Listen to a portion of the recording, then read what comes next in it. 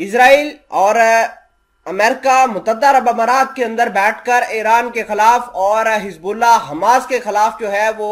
एक प्लान बना रहे हैं। एक इंकशाफ हुआ है कि नेगेव कमेटी नाम की एक कॉन्फ्रेंस मुनक्किद हुई है मुत्तहदा अरब अमारात के अंदर, जहां पर ईरान के हवाले से अमेरिका, इजराइल और मुत्तहदा अरब अमारात ने चीजें डिस्कस की हैं कि किस तरीके से हमने ईरान और इनकी मिलिशियाज को टारगेट करना है और मुत्तहदा अरब अमारात को एक फ्रंट लाइन स्टेट बनाने की कोशिश की जा रही है। हमने देखा कि फरवरी 2022 के अंदर यमनी हौथीज ने अटैक किया था और इनके एक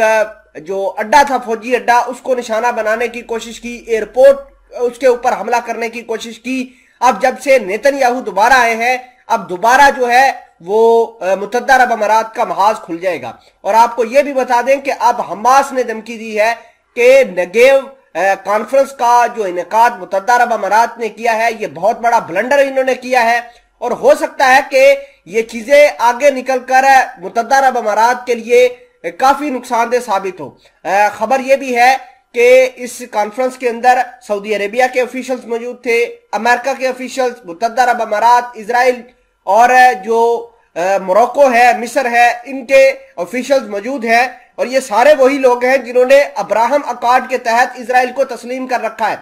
तमाम तर चीजें आज की इस वीडियो में डिटेल के साथ डिस्कस करते हैं। छोटी सी गुजारिश है कि आप हमारा यूट्यूब चैनल हसना टीवी को सब्सक्राइब करके पास मौजूद घंटी के निशान को दबा लें ताकि लेटेस्ट न्यूज आप तक बर वक्त पहुंचती रहे। अभी दुनिया यूक्रेन और रशिया की जंग से बाहर नहीं निकली कि अब एक नई जंग जो है वो शुरू हो सकती है। हमने देखा कि किस तरीके से इजराइल लगातार लेबनान को हिट कर रहा है, ईरान को हिट कर रहा है, ईरान के अंदर मोसाद के एजेंट पकड़े जा रहे हैं। ईरान सऊदी अरेबिया के ऊपर इल्जाम लगा रहा है कि हमारे मुल्क के अंदर एहतजाज को भड़कावा देने के लिए सऊदी अरेबिया अपने रिसोर्सेज इस्तेमाल कर रहा है। हमने ये भी देखा कि यार लैपिड जो कि इजराइल के पुराने प्राइम मिनिस्टर थे, उन्होंने कहा कि हम तो सऊदी अरेबिया के साथ ताल्लुकात नॉर्मलाइज करने की तरफ जा रहे हैं। तो मिडल ईस्ट के अंदर ये जो पॉलिटिक्स है ये बड़ी ज्यादा तब्दील होती हुई जा रही है और नेतन्याहू जब से इजरायली वजीर आजम बने हैं, इन्होंने अपने सारे के सारे दोस्तों को इकट्ठा करना शुरू किया है